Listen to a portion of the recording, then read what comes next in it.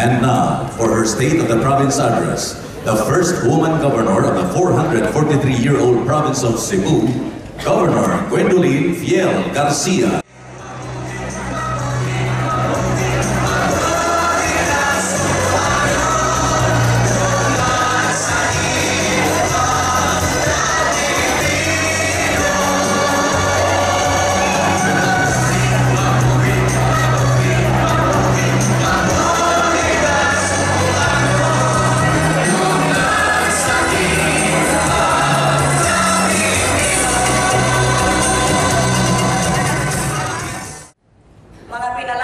Binati kong kaigsunang Subuanon, maayong hapon kanatong tanan.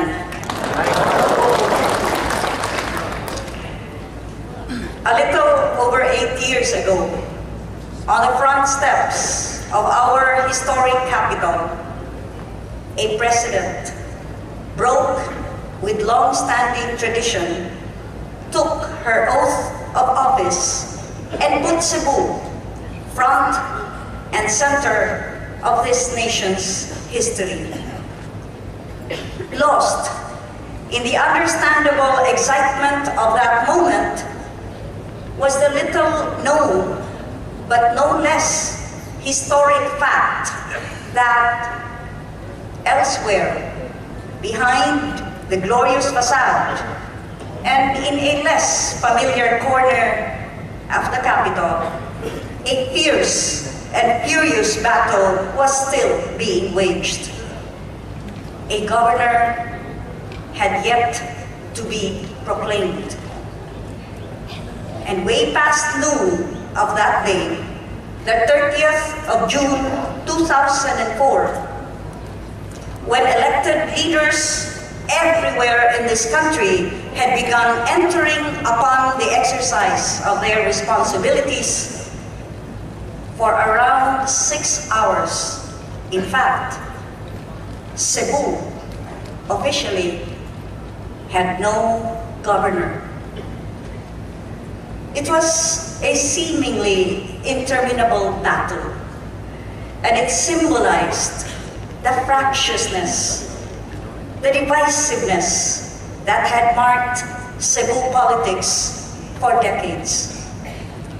And when, at dusk, and by the slimmest of margins, I finally took my oath as governor, I realized soon enough that the battle had not ended, but had only just begun.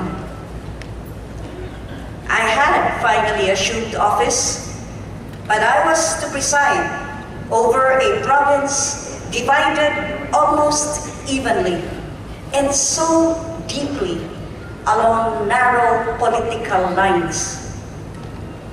So deeply that soon after, even as the dust of the last political battle had yet to settle, the forces of division threatened, literally, to cut this one great historic province into 4. Subuak. But against this threat, and perhaps ironically because of it, Cebuanos together stood up and, armed only with a sense of history and decency that held us together, fought division and prevailed. There can only be one Cebu.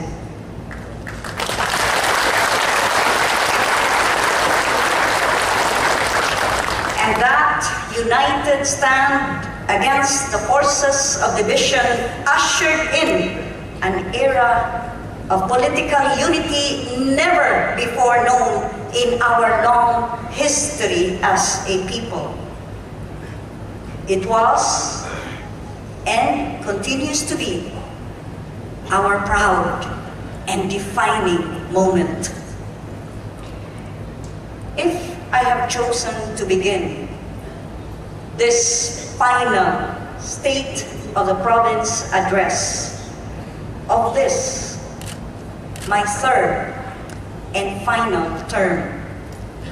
By looking back to where we started, it is because it is the measure of how far we have come. The past 8 years have been a story of how, against division, we found unity, and how, in unity, we have achieved so much as a people. Today, we preside over a province that is united and strong. Strong because we have so far remained largely united. Cebu remains the undisputed #1 province in the country.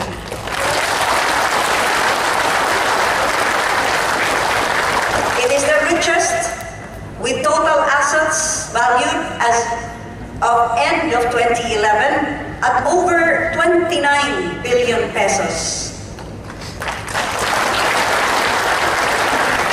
We are #1 in total income, and in 2011, our total income reached 2.3 billion pesos, an increase of 12% over the previous year. We have a surplus of over 700 billion pesos. And as we have been for the past 8 years, we remain absolutely debt-free.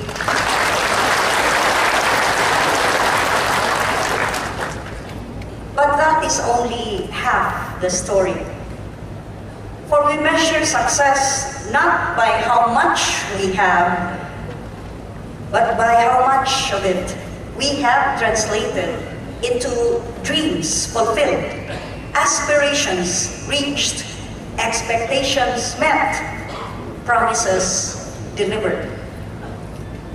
The state of the province is only as strong as the strength of the people's faith that government works, and that the government, this government, is working for them. By this measure, I can, with confidence, say now, on the final year of my final term as governor, that the state of the province is strong and even stronger than it has ever been.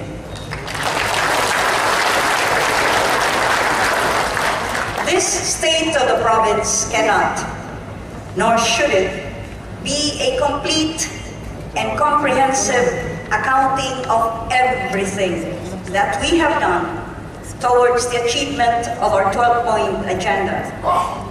Suffice it today to point to a few important facts that give a general idea of the direction that we have taken and the milestones we have reached along the path. In basic infrastructure, for instance, we have not only done more than any other previous administration has done, we have exceeded the record of all previous administrations combined. In 2004, we promised 400 kilometers in newly paved provincial roads. As of today, we have delivered almost 800 kilometers of paved provincial roads. And through our barangay road concreting program, almost 200 kilometers of concrete barangay roads. We promised to convert 50 bridges to concrete, and today, we have delivered 80.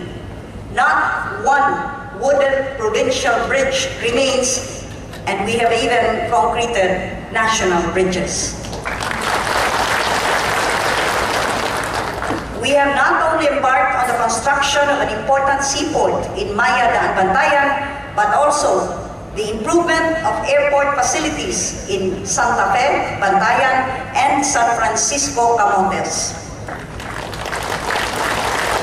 We have constructed, rehabilitated, and improved more than 460 waterworks systems around the province and have brought level 3 water systems to every barangay. To ensure the availability of water for generations to come, we have concluded a joint investment agreement with Manila Water Consortium for the construction, management, and operation of a bulk water system in the province of Cebu. This will supply 35 million liters of treated and potable water to various local government units, water districts, and water distributors in the central and northern Cebu, particularly in the cities of Mandaue and Lapu-Lapu and the municipalities of Córdoba, Consolacion, Liloan, and Compostela. Our common efforts with public and private sector partners in rural electrification has energized more than 400 sitios. More importantly, the province of Cebu has provided the leadership and the proper investment climate to ensure available, efficient, and reliable baseload power to sustain the province's unprecedented growth in the years to come. In health, we are set this year to start the operation of 3 provincial hospitals in Karkar, Balamban, and Danao City, and soon a 4th in the city of Bohol, even as we continue to upgrade the services of the other 14 district hospitals around the province. We have committed to provide and have begun to roll out birthing centers in each municipality and city, and a health center and daycare center in every barangay. We have continued to provide medical coverage through the PhilHealth program to over 400,000 indigent families, the largest universal coverage in the entire country.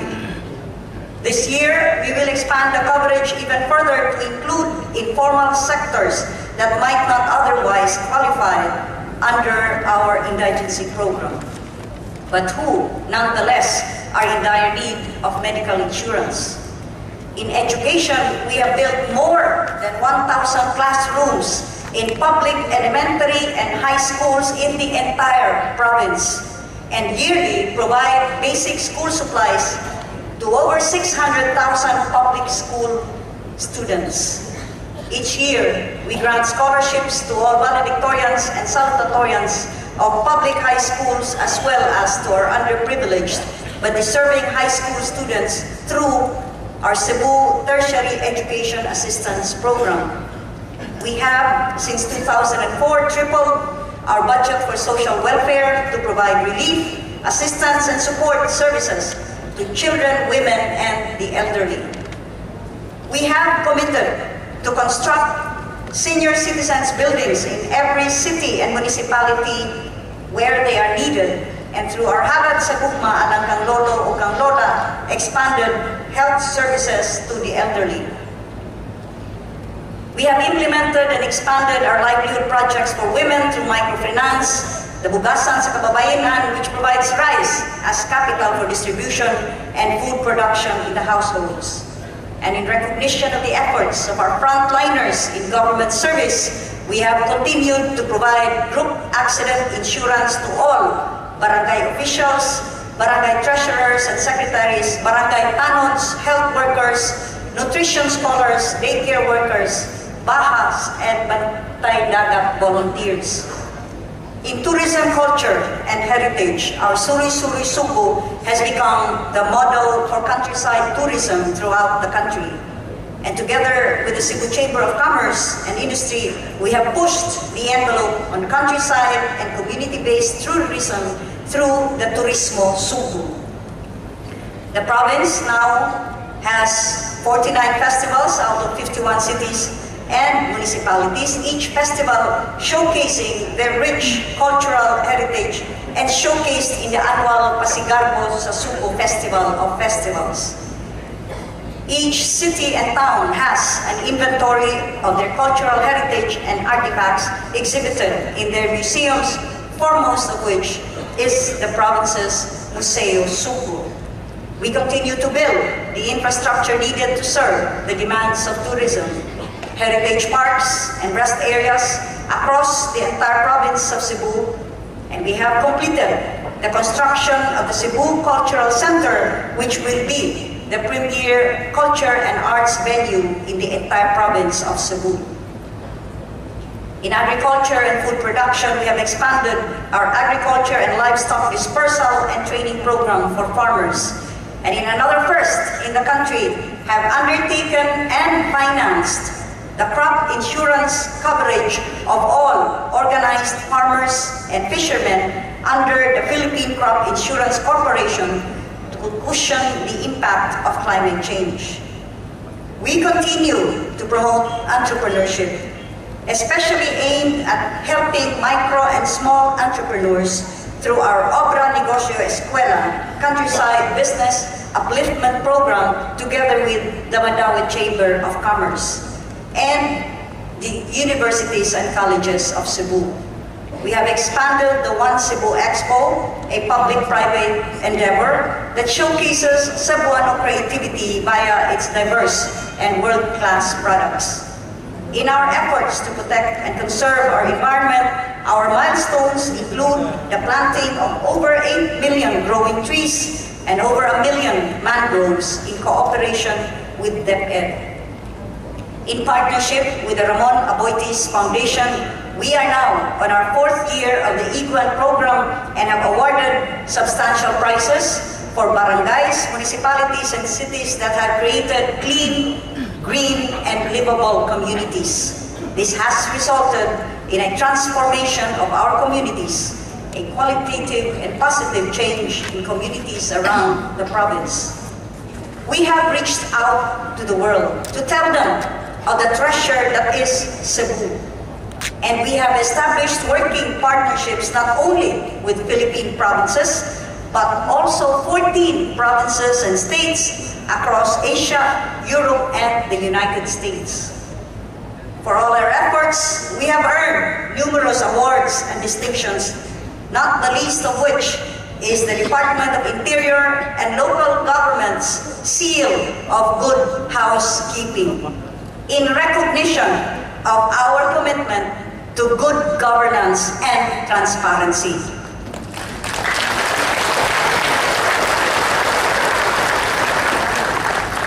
I also wish to thank the National Commission for Culture and the Arts for recognizing our efforts in preserving and nurturing our rich cultural and historical heritage.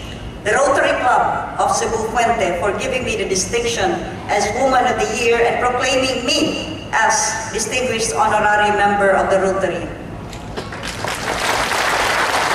And the Cebu Chamber of Commerce and Industry for conferring on me the Grand Tourism Award and the Grand Chamber Award in recognition of the strong public and private partnership that the provincial government continues to embrace. And for our efforts in preserving the integrity of our seas, the Philippine Navy has conferred on us the Gawad sa Kaunlaran Award. These are just some of the highlights of where and how far we have gone the past 8 years. It has been a long, difficult, but most exhilarating journey. And how far we have come has been, for me, not always measured in the figures and statistics that we have come to mark the many significant milestones along our path. Sometimes, I would even say quite often, the distance has been measured by a fleeting scene, a passing memory of people I have been so privileged to meet along the way. That old man, in my very first term, somewhere in the South, who could barely see, who could barely hear, and to whom I've had to repeat many times that I, who was clutching his hand with an arm around his shoulder, was the governor of Cebu, and who, upon finally recognizing, if not my name, then my title, cried inexplicable but real tears. He said, "Sa tibuok na kong kinabuhi, abi na ko mamatay na lang po, nga di ko makakita o gobernador, karon nakagunit pagyud ko sa iyang kamot."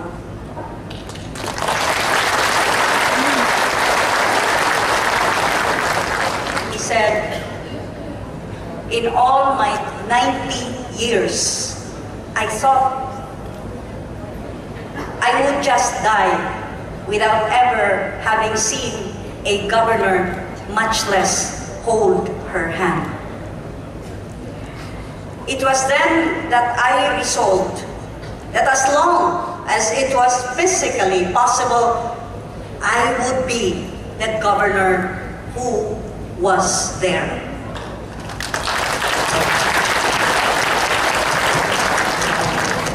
Whether it was to share in the celebration of a community's joy or to condole in the pain of a private tragedy, or to help in a community's efforts to get back on its feet after a calamity, I decided I would be the governor who was there.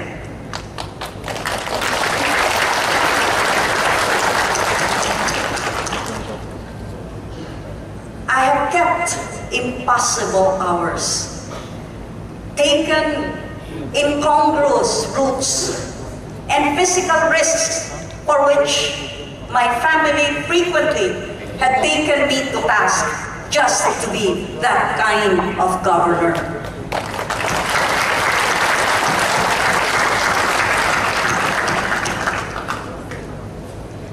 I don't know how many times I've been told, upon reaching a destination, whether it was across the treacherous seas to Lipayran in Bantayan or in Camotes, or some impossible road in the mainland, when they would say, "Abi namo di nakamudayon ko.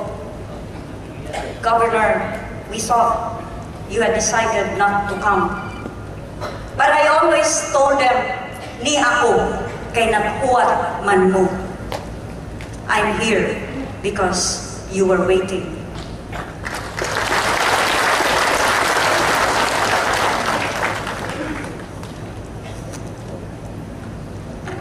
I've been accused of many things, and that goes with the territory.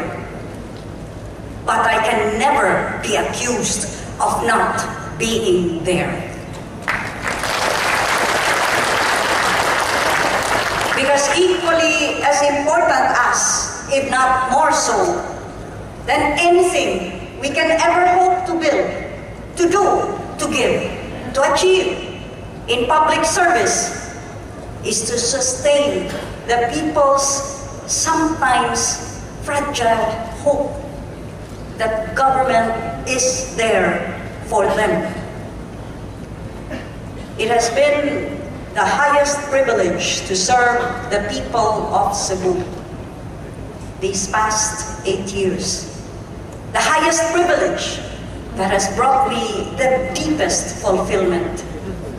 A fulfillment that endures all difficulty, that transcends all pain, that transforms the deepest insults into challenges, that converts the most unfair accusations into an inspiration to always be the better person.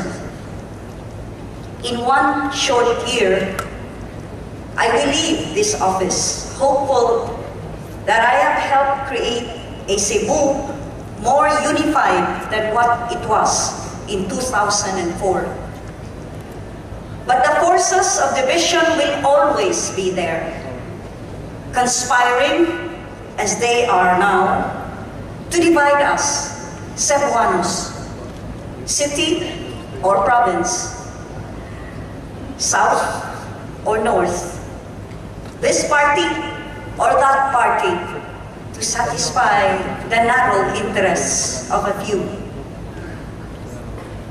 Even this most solemn duty of the governor, as you see, to report to the people the state of their beloved province, has not escaped the efforts of the forces of division. They have tried with all their might to keep people away, to keep them from receiving the accounting that they deserve.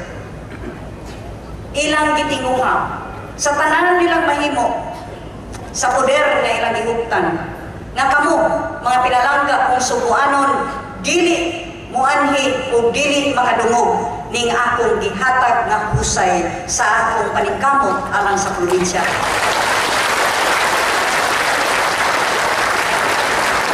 Apan ania kamo sa matag usa ka ninyo nga miduol kanako kaganina niingon kamo. Pag makaisog Gwen, ni ami para nimo. We're here for you, Gwen.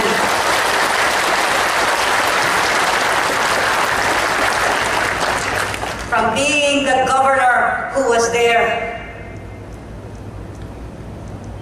I am overcome with emotion seeing that the people are here for me.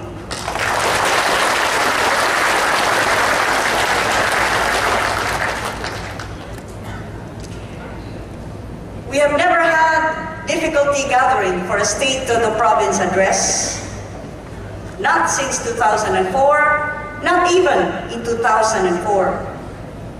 But of course, some things have changed. It is my last year as governor, and I have declared an intention to give voice to the Cebuanos' hopes in the Senate.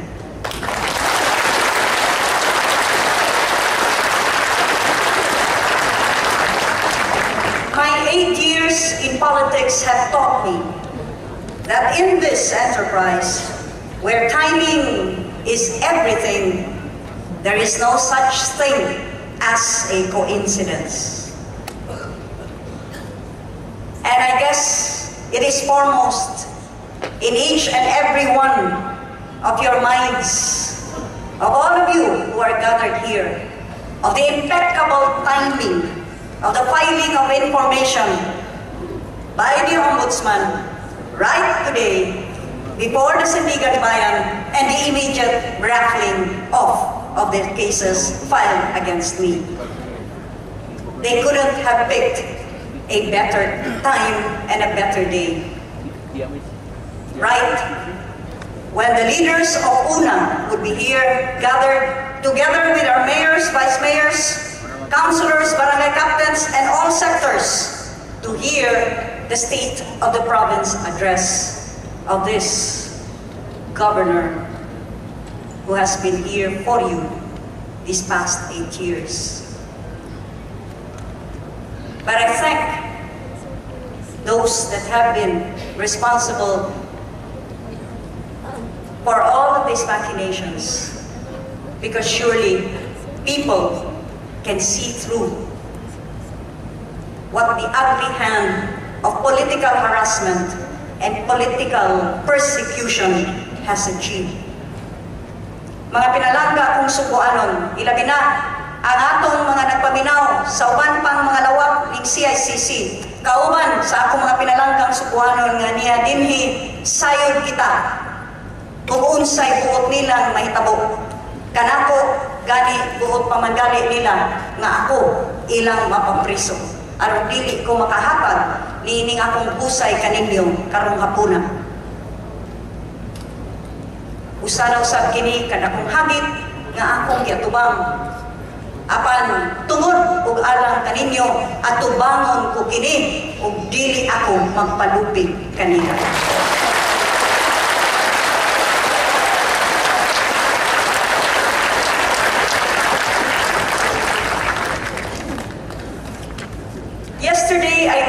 my impending arrest. Plan on this day of the SOPA, not through the processes of the courts, but from a well-placed and well-timed leak in media. The same tired, rehashed, and answered charges that they, 3 years ago, had hoped would keep you from re-electing me as governor. They now hope to use to deprive you of a governor you did elect and put in place someone you did not.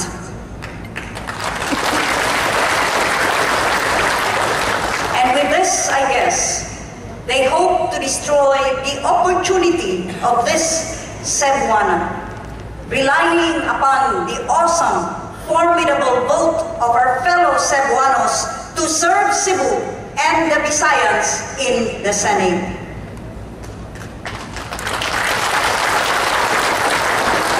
Tingali sila naglaom nga pinaagi niining ilang gihimo kanako.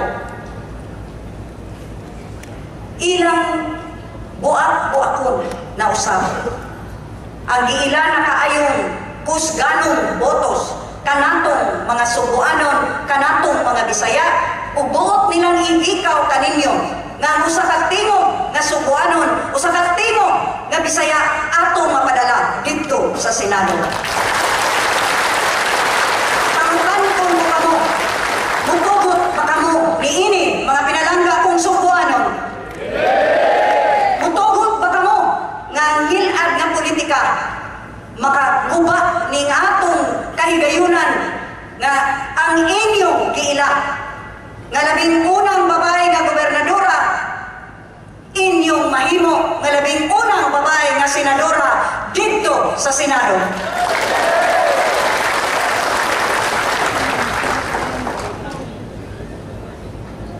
Ako nagpasalamat nga ni agayod kamong tanan karong hapuna. Labing katapusan ko na kining State of the Province Address. Ug sa labing unang higayon, dili lamang ang atong mga opisyales, mayores, vice-mayores, apan dilakip na ko karon ang tanan, lakip na mga konsehales, barangay kapitanes, labi na gayon ang mga sektor na dako kaayon nagtampo ug nakigtambayayon kanako sa pag-uswag ning atong pinalanggang Subo, ang atong mga barangay health workers, mga barangay nutrition scholars, daycare workers, bahas, ang atong barangay tanods, kauban sa atong mga opisyales sa barangay, kamong tanan nga niya karon kung unsa man ang nakabot nato alang sa atong pinalanggang Subo kanang tungod kay kamo nakigtambayayong kanako 50%. Ug akong lauman na kini maong pagtambayayong magpadayon. Dili lamang alang kanako, kung dili tungod ug alang sa pinalangga tang Subo.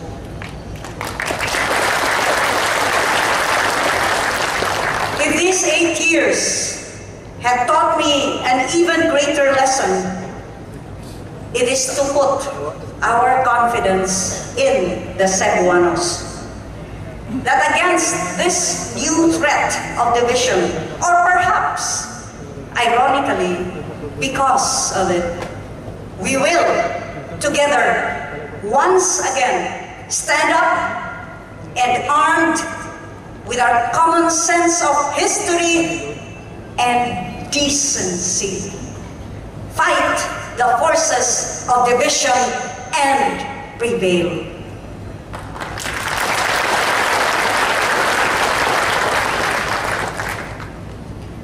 For myself, I shall stand my ground. Endure this early storm, which the returning dark clouds of traditional politics portend, and fight to the last destination of this, our continuing voyage. Will you fight with me? Uban ba kamong kanako? Uban ba kamong dili lamang alang kanako kung dili tungod ug alang sa pinalangga tang Subo? Di kayo madungo. Kuwang pa. Salamat mga pinalangga kong Subuan.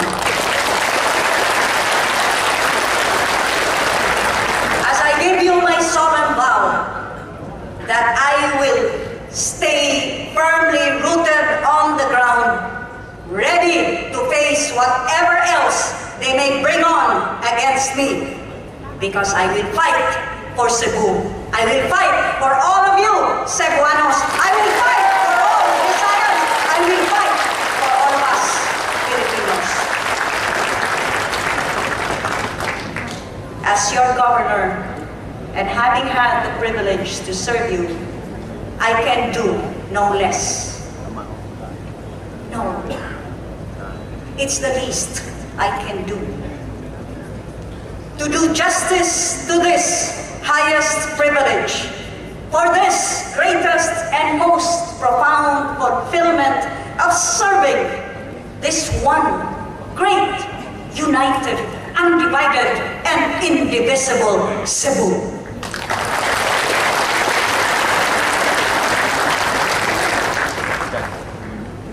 Sa mga umaabot na mga adlaw, sayod ako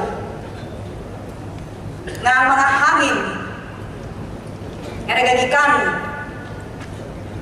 dito sa mangilad nga kalibutan, sa mangilad nga politika, magpadayon sa iyang paghuyog, tinguha nga makauyog ning inyong gobernador.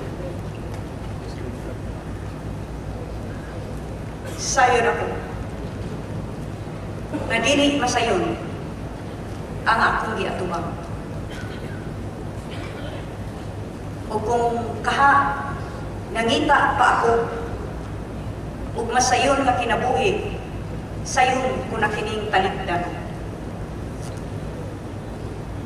Apan niadtong 2004, alas 5:25 ang takna. Ika-30 sa Hunyo. Sa diyang ako iproklamar isip labing unang gobernador nga babae ni lalawigan sa Subo sa iyang 443 anyos nga kasaysayan niadtong maong yugto. Ako nang ipanumpa sa akong kaugalingon nga sukad niadto ang akong kinabuhi dili na lamang anang para kanako. Ako na kining igahin o kinasing-kasing nga ihatag alang sa pinalangga kong Subo o sa pinalangga kong mga Subuan.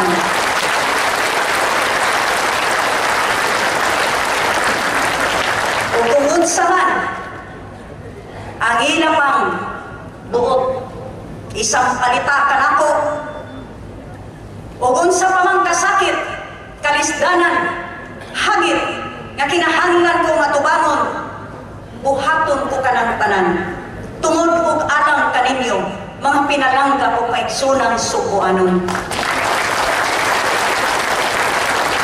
Padayon ako sa pagbarog alang kaninyo may sugon nga mobarog tungod kay sayod ako nga kamo anaan sa akong likuran. Ibanan, panalangin sa kahitasan, ilabi na sa pinalangga natong Senyor Santo Niño nga sulod ning daghang katuigan kita iyang ipanalipdan ako uban kaninyo Subuanon mulantaw o busa kamabulukon ug mahayag na kaugmaon alang sa Subo, alang kanatong mga Subuanon, ug uban sa inyong hugot nga pagtabang o pagsuporta ang maong kaugmaon nga masilakon ato usab ipadagayday sa tibuok Pilipinas ang atong mahal nga nasod. Sa makausapa, ako mo pasalamat sa presensya karon sa pinalangga natong Vice Presidente Jejomar Binay,